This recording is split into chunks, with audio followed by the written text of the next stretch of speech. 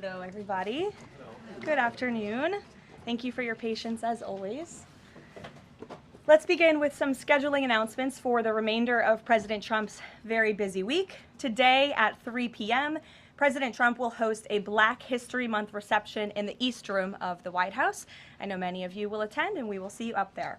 Tomorrow, President Trump will host a Board of Peace meeting at the Donald J. Trump Institute of Peace, where he will announce that member states have pledged more than $5 billion towards the Gaza humanitarian and reconstruction efforts, and have also committed thousands of personnel to the International Stabilization Force and local police to maintain security and peace for Gazans.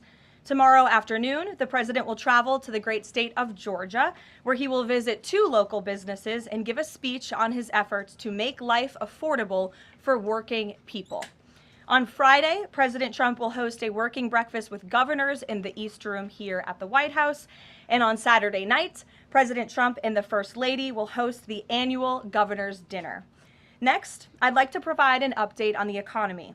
We're seeing promising signs every day that 2026 is going to be a record successful year for the American people, just as President Trump promised them.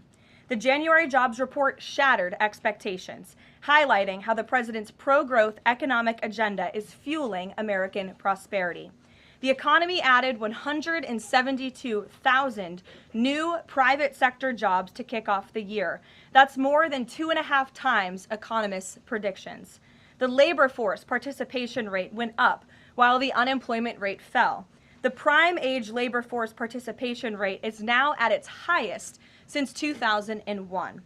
Most importantly, 100% of all job creation under President Trump continues to be in the private sector. This is truly remarkable.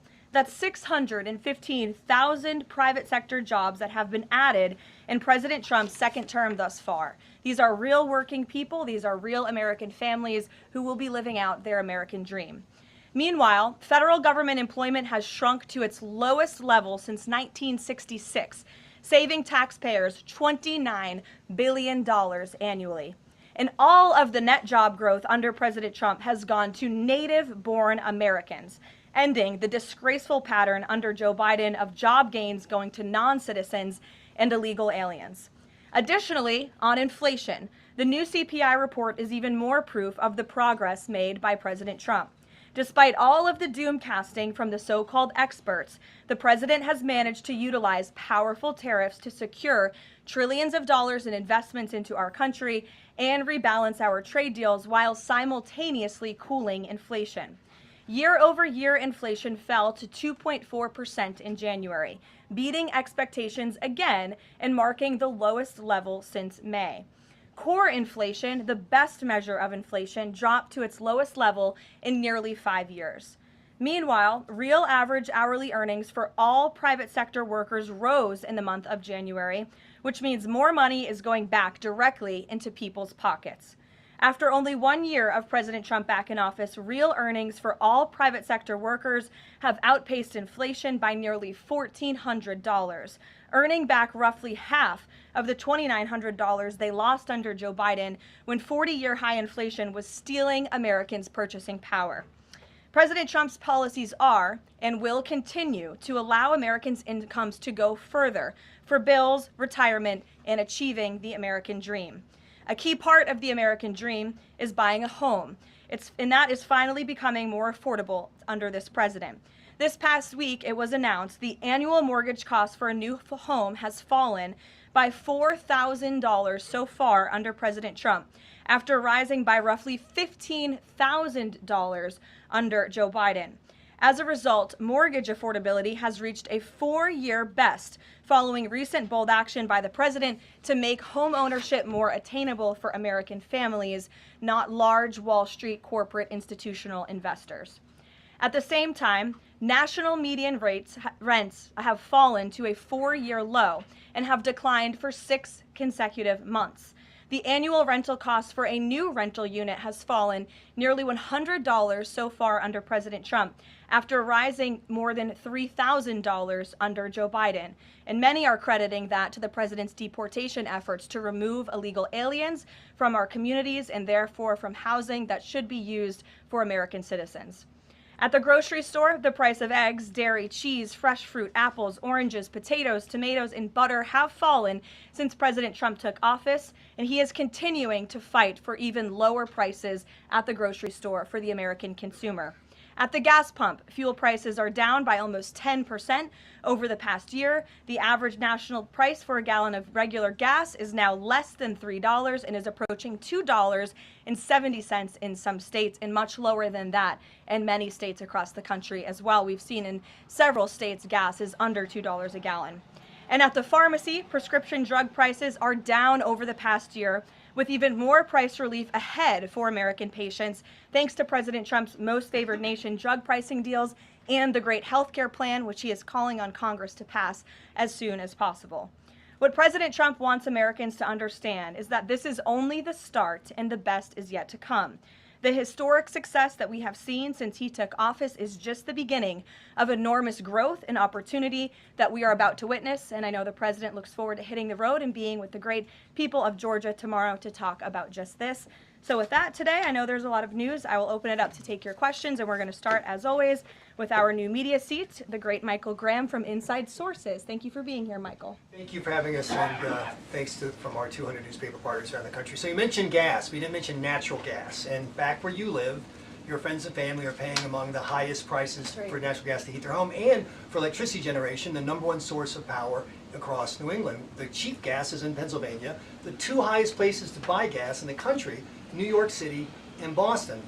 The problem is the blue states will not allow the gas to travel to produce electricity or to reach customers. When President Trump first came back in office, there was some talk, him and Governor Hochul in New York possibly reaching a deal. When will consumers in the Northeast feel relief from President Trump's energy policies, and what can he do about state objections to expansion of infrastructure? Then I have a quick follow-up. Sure, absolutely. Well, the president has promised all Americans across the country, and in particular in the Northeast, where we do face much higher costs of electricity and of energy, unfortunately, because of the Democrat policies in the area. From the federal government's perspective, the president and the National Energy Dominance Council, Secretaries Wright and Burgum, are doing all we can when it comes to federal permitting. The drill, baby, drill agenda is obviously underway. The president has made a huge push for more fossil fuels in this country. You look at what he did last week with respect to coal. Coal truly keeps the lights on in this country. We learned that in the recent winter storms. However, there's only so much that can be done at the federal level. That's why the president has called on blue state governors to participate in this energy dominance agenda, including governors in New England and the Northeast, by contacting Governor Hochul directly to get this Constitution pipeline underway. This is not only going to bring down the cost of energy in the Northeast, it's also going to support job growth and energy affordability and more opportunity for workers in the Northeast. And I just have a quick statistic here on energy that I found fascinating, and it's obviously true because I'm saying it up here. Red states with Republican legislatures currently enjoy lower average retail electricity prices than blue states with Democrat legislatures. And that's exactly why the president is calling on all blue state governors across New England and the Northeast to get on board. Let's bring prices down for all Americans, whether they live in a red or a blue state. So right down the street from your alma mater, San Antonio College, talk about building an ICE facility that's causing a lot of political agita in New Hampshire, and for the Republican governor, Kelly Ayotte. Seem to be some miscommunications argued on both sides. Even Republican supporters of Trump who live in the town say, we're not sure we want this. What's your message to the folks in New Hampshire about this proposed ICE facility? The message is that illegal immigration, while the border is secure, is still a problem across our entire homeland. And the previous administration allowed nearly 20 million illegal aliens from countries all over the world into our country. And the president and Secretary Noem have done a phenomenal job at deporting. Nearly 3 million illegals have left the country either through deportation or self-deportation over the past year. But obviously there are a lot more illegal alien criminals left in our homeland. That includes in New England. There are many within our communities in New Hampshire, in Maine, and definitely in Massachusetts and in the Boston suburbs that need to be arrested, detained, and deported back to their home countries. And so the president and Secretary Noem, and I know ICE are engaged with local governors across the whole country, including in New Hampshire, to open more detention facilities. This is an unfortunate consequence of the previous administration's border invasion that the president has thankfully put a stop to, but of course we still need to grapple with the illegal alien criminals who are here, and that requires more detention space. Thank you, Michael. Garrett. On Iran, I'm not asking you for like military secrets here, but can you You share? know I would be so unwise. Unless you want to give them. Can you share a little bit about the president's thinking on whether or not to strike Iran, who he's talking to, what information he's consuming, and why a strike might be necessary on a nuclear program he says was obliterated by the last U.S. strike? Well, there's many reasons and arguments that one could make for a strike against Iran. The president had a very successful operation as commander-in-chief with Operation Midnight Hammer, as you know, as you just said, totally obliterated Iran's nuclear facilities. The president has always been very clear, though, with respect to Iran or any country around the world, diplomacy is always his first option, and Iran would be very wise to make a deal with President Trump and with this administration. He's talking to many people. Of course, his national security team, first and foremost, and you know who the members of that team are. And this is something, obviously, the president takes seriously. He's always thinking about what's in the best interests of the United States of America, of our military, of the American people, and that's how he makes decisions with respect to military action of any kind. And on the flip side of that, he's got the State of the Union speech next week. If he is going to take military action, does the administration believe it's important to sort of convince the American people, sell the American people? Will we hear something about that in the State of the Union to make the case for why something like that might be necessary to risk American lives? Look, again, I'm not going to engage in a hypothetical. Good try, Garrett, but you can't catch me there. I will say, with respect to the State of the Union, you'll be hearing more about what is to come from the president's speech very soon at the appropriate time. It is going to be a very good and powerful speech, so everyone should tune in. Ed. Karoline, thank you. I got two questions for Sure. you. About Independence Hall in Philadelphia, the administration's decided to appeal a judge's ruling that in essence was trying to put the slavery displays back, arguing that the federal government believed it had the power to disassemble and disassemble historical truths when it has some domain over historical facts. The judge said it does not. The administration said that you were planning to put up updated interpretive materials and provide a fuller account of the history of slavery at Independence Hall. What more was the administration, or is the administration, planning to add? I'm not familiar with this specific instance, Ed, to be honest with you, but I will check in with the appropriate people who are overseeing this, and we'll get you a more firm answer. One other question then. Yesterday in his statement about Jesse Jackson, the president said, despite the fact that I'm falsely and consistently called a racist by the scoundrels and lunatics on the radical left, Democrats all, it was always my pleasure to help Jesse along the way. Where or when does the president believe he's been falsely called racist? You're kidding, right? No. I will pull you plethora of examples. I'm going to get my team in that room to start going through the internet of radical Democrats throughout the years, Ed, who have accused this president falsely of being a racist. And I'm sure there's many people in this room and on network television across the country who have accused him of the same. In fact, I know that because I've seen it with my own eyes. And the president very much looks forward to having an event later this afternoon at 3 p.m. to celebrate Black History Month and to talk about how his policies are advancing opportunity and prosperity for all Americans through record tax cuts, through the Trump accounts that all Americans can access regardless of race. These are a great thing for the next generation of Americans. The president has also awarded hundreds of millions of dollars in additional funding to strengthen educational outcomes at historically black colleges and universities across the country. Again, the president is protecting the hard-earned benefits of the 2.4 million black veterans who honorably served in our nation's armed forces by reducing the backlog of veterans waiting for their VA benefits and for their home loans through the Department of Veterans Affairs. So there is a lot this president has done for all Americans regardless of race, and he has absolutely been falsely called and smeared as a racist, and I'm happy to provide you those receipts, and we gladly will right after this briefing. Jennifer, go ahead. You mentioned the $5 billion in pledges for the Board of Peace. Will we be able to get a breakdown of which countries are providing each of those pledges? Yes. And which countries are providing troops? Sure, we're happy to provide that breakdown, and I'm also happy to provide the list of countries that will be attending tomorrow. I know it's more than 20 countries. I know there's a lot of interest in that. I'll spare myself reading you the list of 20 countries from the podium, but we will provide it, and the President will be opening the meeting tomorrow with remarks, and will sort of formally be chairing the meeting at the beginning before he departs for Georgia tomorrow. And then on the sewage spill, the sewage pipe that broke on the Potomac, can you give us an update on the federal government's response? And officials have told CBS that some of that aging infrastructure is a concern, that this particular pipe wasn't even of the most urgent concern. Do you know if the government is looking into which other pipes could be at risk of collapsing? Well, the next step in this process is for any of the three local jurisdictions involved, whether that's the Commonwealth of Virginia, the state of Maryland and Governor Moore, or the District of Columbia, to step forward and to ask the federal government for help and to ask for the Stafford Act to be implemented here so that the federal government can go and take control of this local infrastructure that has been abandoned and neglected by Governor Moore in Maryland for far too long. In fact, it's no secret that Maryland's water and infrastructure have been in dire need of repair.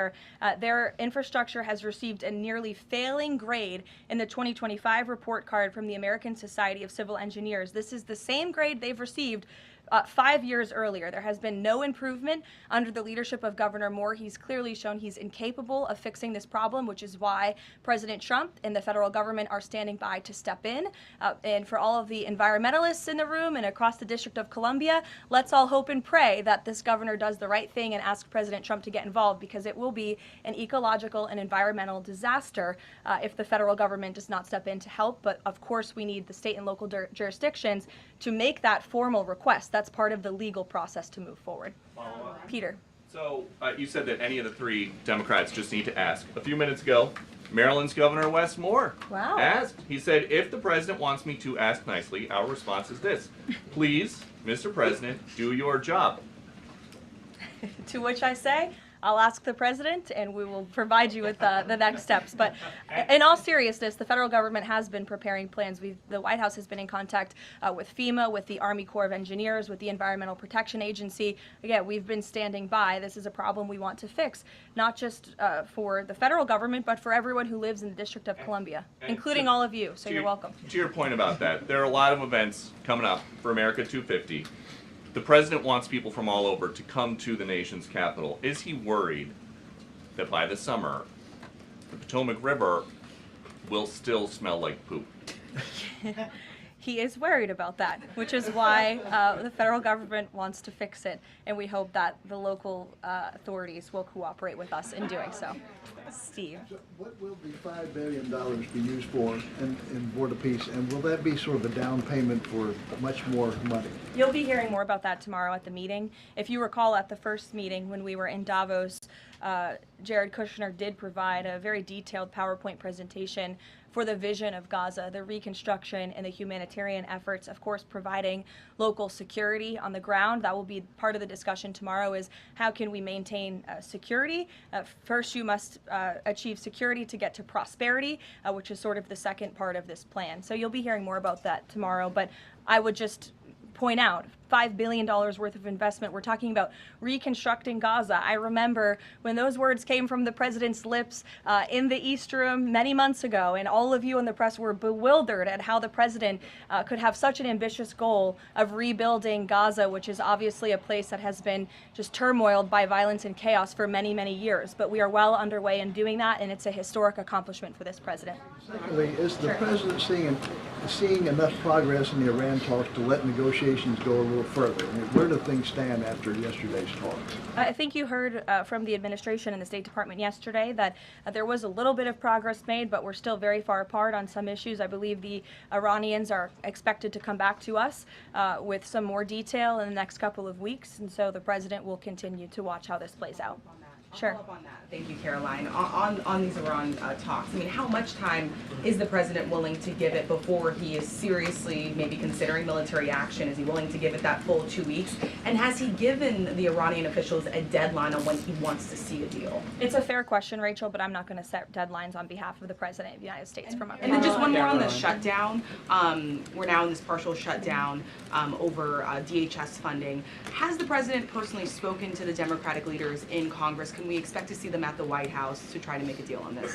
Not to my knowledge, he hasn't had any direct conversation or correspondence with Democrat lawmakers recently. It doesn't mean he's not willing to. I'm just not aware of any conversations that have taken place. I do know the White House and the president's representatives have been in direct conversations with both Democrats and Republicans, but of course, Democrats are the reason that the Department of Homeland Security is currently shut down.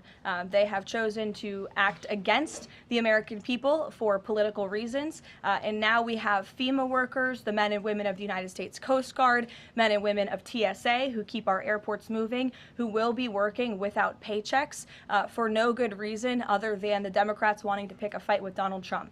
And the president thinks that is irresponsible and despicable. He wants the government to be open. We've been engaged in good faith negotiations with the Democrats. Last night they sent over a counter proposal that frankly was very unserious, and we hope they get serious very soon because Americans are going to be impacted by this.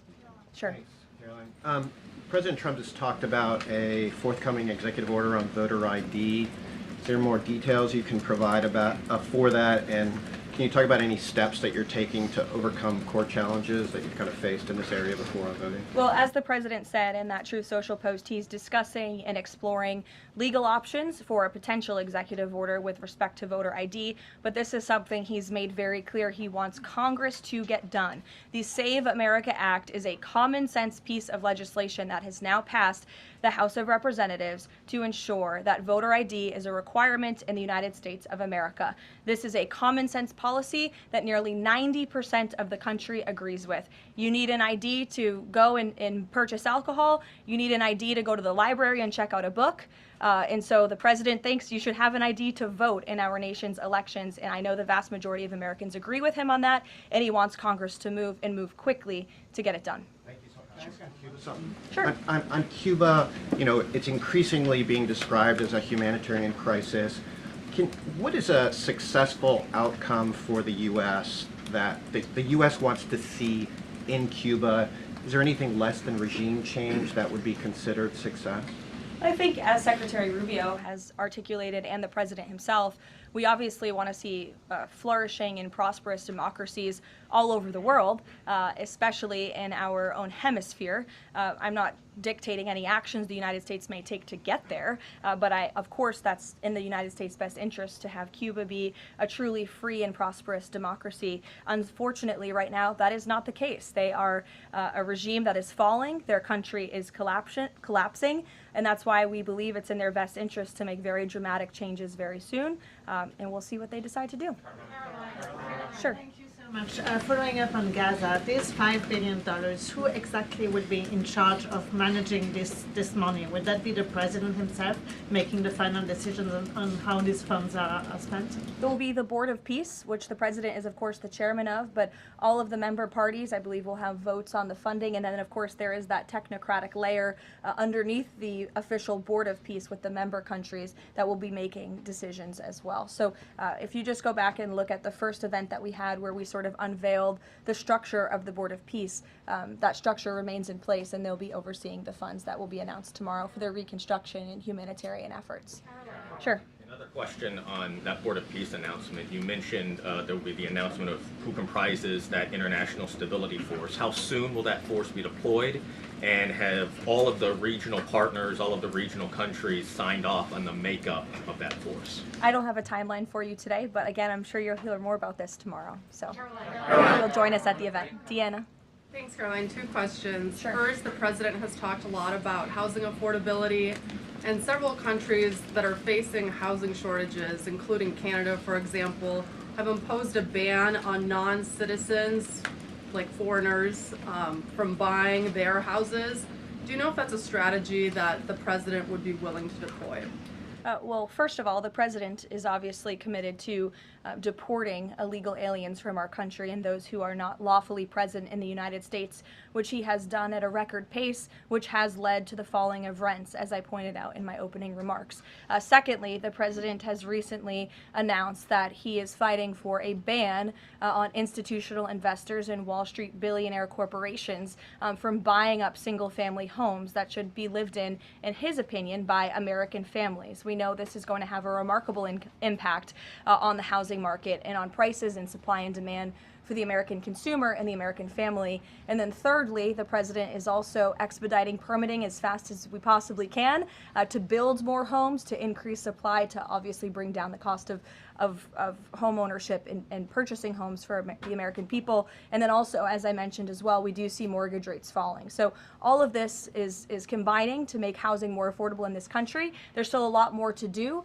The president is still digging his way out of the mess that was created by Joe Biden's administration in jacking up mortgage rates and jacking up housing costs. But we do see very positive trends in this direction. And the president wants the United States to be a nation of owners, not renters. He wants families to live in homes, not institutions and big corporations. Michael. On Ukraine, Karoline. Secondly, on Ukraine, Sure. Yesterday Zelensky said in an interview that he says that it's not fair that the president is saying that Ukraine has to make concessions. He's saying this publicly, and not Russia. Has the president seen these comments? And when the president says that Ukraine has to make concessions, is he referring to giving up Donbass? I think the president would respond to that by saying he does not think it's fair that thousands of Ukrainians are losing their lives, and Russians too, in this deadly war. And that's why the president and his team have committed a tremendous amount of time and energy in bringing this war that is very far away from the United States of America, but nevertheless, this is a president of peace. And so he's committed a tremendous amount of time and energy to bringing this war to an end. Just yesterday, there was another round of trilateral talks between the U.S., Russia, and Ukraine. There was meaningful progress made in both parties. Both sides agreed to update their respective leaders and to continue to work towards a peace deal together. So there will be another round of talks in the future, but I think the president views this entire situation as very unfair, not just for Russians and Ukrainians who have lost their lives, but also for the American people and the American taxpayer who were footing the bill for this war effort before President Trump put a stop to it. And I would just remind everyone around the world that the United States is still selling weapons to NATO that are then being sent to Ukraine in their defense of their freedom in their borders. Michael. Karoline, Russia is reportedly joining Iran for joint naval exercises in the Gulf of Oman this week. Has the president issued any kind of warning to Russia or even China not to involve itself if the U.S. decides to strike Iran? Not to my knowledge, no, or not that I would dictate from this podium. I wouldn't reveal the president's private conversations with world leaders. With respect to that, again, when it comes to Iran, the president has a decision to make, and he will do that, and I'm not going to broadcast what that decision may be ahead of him.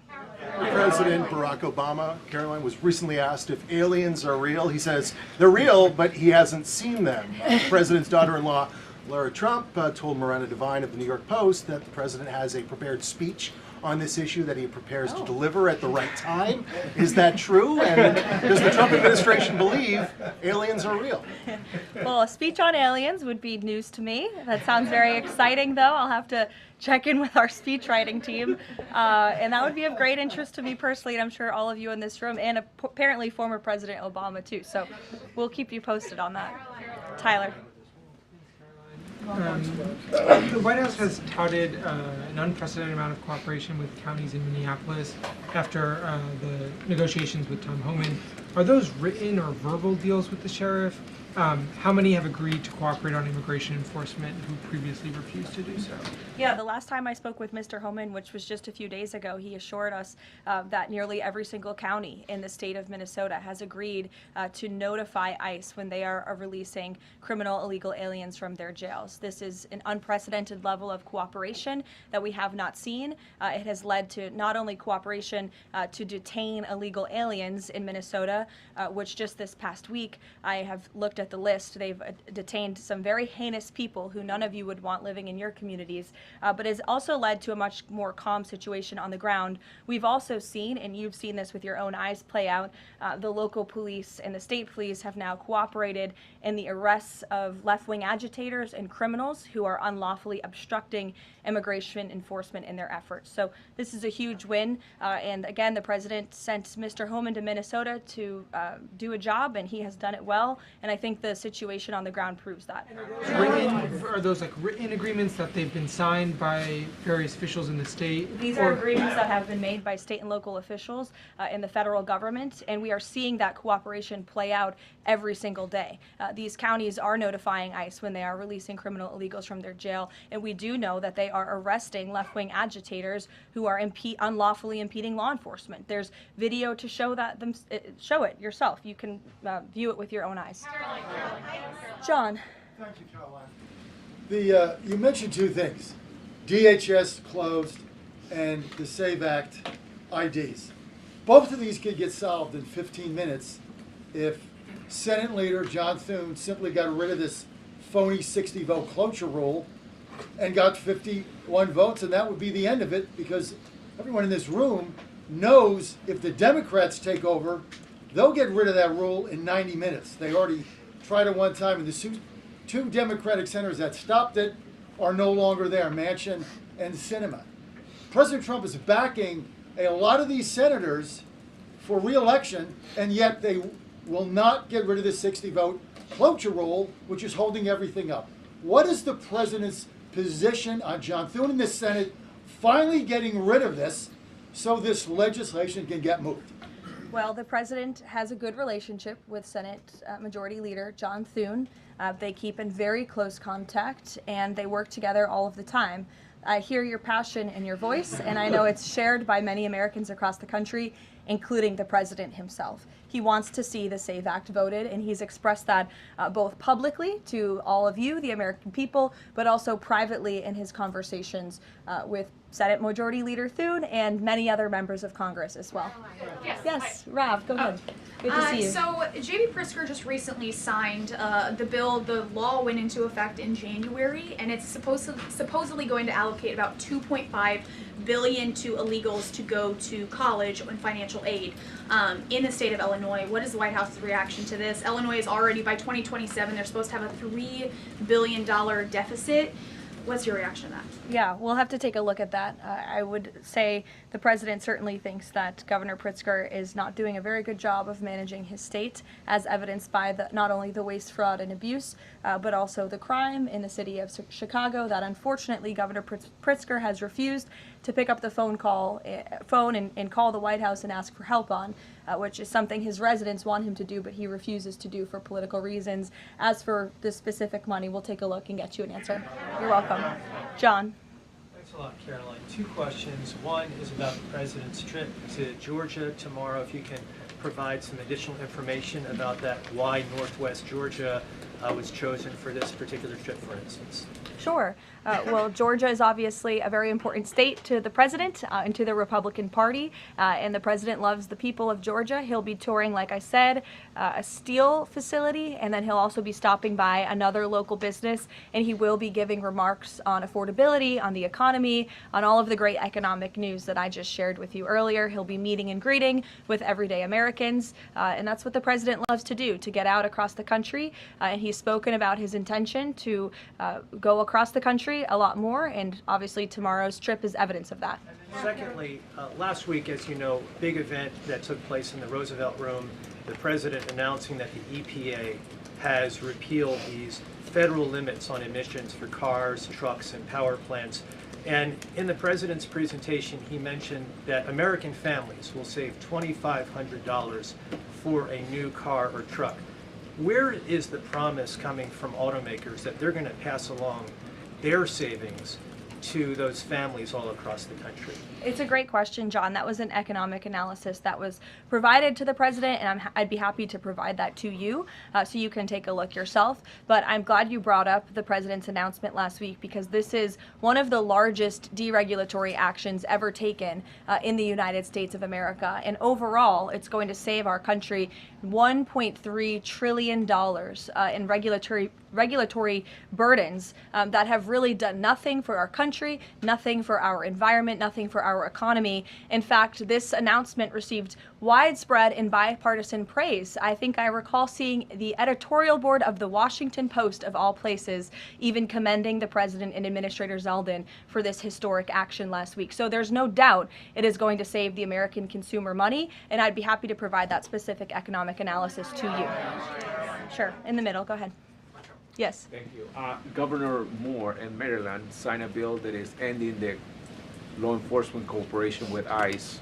And by doing that, a lot of local sheriffs are not happy, and in fact, they met today in Annapolis to come up with either legal action. What is the message of the White House to those sheriffs and to the residents of Maryland? Well, first of all, it's another despicable action by Governor Wes Moore. Why would you prevent your state and local law enforcement from cooperating with federal law enforcement? If you just ask them, to your point, if you ask a sheriff across the country if they want to have that level of cooperation and coordination with the federal government, of course they do. It makes their jobs easier. It keeps them out of hostile and dangerous environments.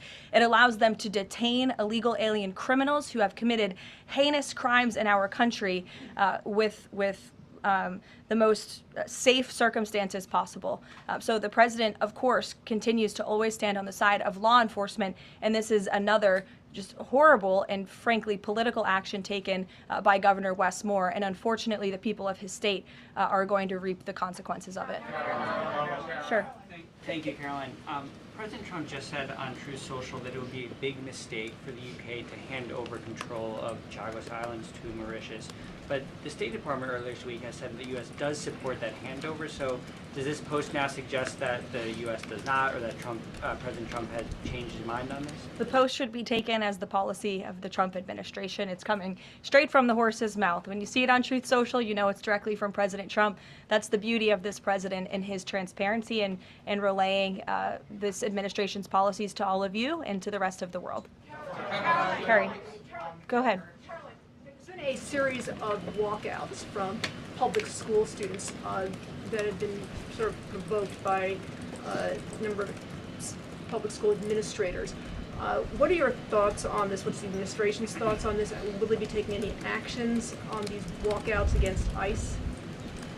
Look, I think obviously the president and the administration support the First Amendment rights of all American citizens, and if they're peacefully protesting, then that's their constitutional obligation and right and responsibility to do so. Of course, the administration also wants to see American school children in school learning and educating, and I think it does speak to the left-wing bias that is unfortunately very present in our nation's public school system, and it's something that Secretary McMahon has been working very hard to root out of our public school system by ensuring that local governance and local control takes place over our nation's public schools, and that parents and educators closest to students have a greater say over curriculum and academia in our country. Take a couple more. Go ahead. Thank you, Caroline. The Vatican announced earlier today that they would not be joining the Board of Peace initiatives over concerns that it could potentially compete with the United Nations over handling crisis conflicts. What's the White House's response to that? Yeah, look, we saw that. I think it's deeply unfortunate. I don't think that peace should be partisan or political or controversial.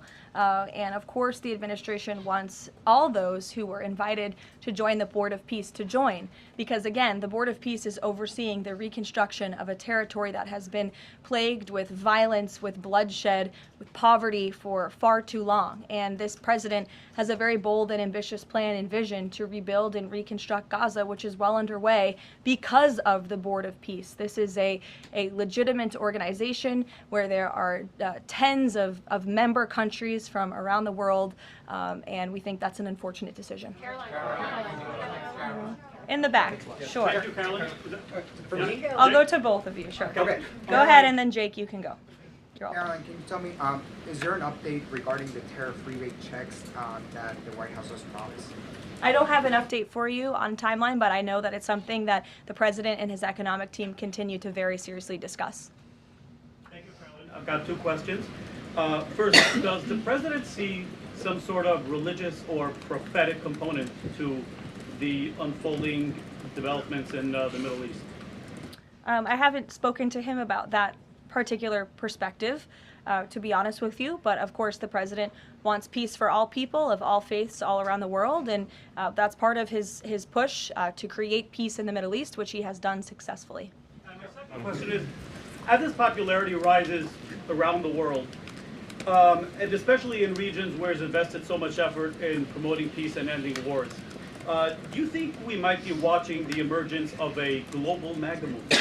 Is this something that the president has discussed at all? Well, I don't know, Jake, but I sure hope so. Take a couple more. Go ahead. Sure. I wanted to ask you about Iran.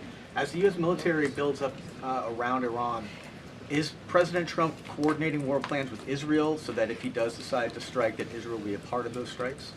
Look, I don't have any specifics on the president's recent conversations with Israel. As you know, Prime Minister Netanyahu was just here at the White House last week or the week before. But again, with respect to Iran, there was some progress made yesterday. There are still a lot of details to discuss, and we'll continue to see how this plays out. The United States government, of course, is always in close communication and correspondence with the state of Israel, and that starts right at the top with the president and Prime Minister Netanyahu themselves.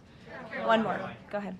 Last week we saw the underlying affidavit for the search warrant that was executed in Fulton County, and there was not any mention in that document about foreign election interference in the 2020 election. I'm wondering if DNI Gabbard has uncovered that in Georgia or in Puerto Rico, where we know her team was sent as well. I don't have any updates for you on that today. I would defer you to the director's office herself. Caroline, Sure. two questions. One on the president's schedule today. It says he has signing time. What is he signing today? Are we expecting executive orders or actions? That's the first question. And then second, the Wall Street Journal is reporting that a U.S. arms sale package for Taiwan is in limbo. Can you just confirm this reporting / offer any additional comment? And how concerned is the administration that if an arms deal with Taiwan went through, that this could disrupt the China-U.S. Trade truce? Sure. Well, I haven't read the full Wall Street Journal report. I will just say with respect to an arms sale to Taiwan, I don't have any announcements or updates on that for you today. And to your first question about what the president will be signing, he will be signing an executive order, which you will all be hearing about later this afternoon, and you will see him in 1 hour at the Black History Month reception. We'll see you there. Thank you.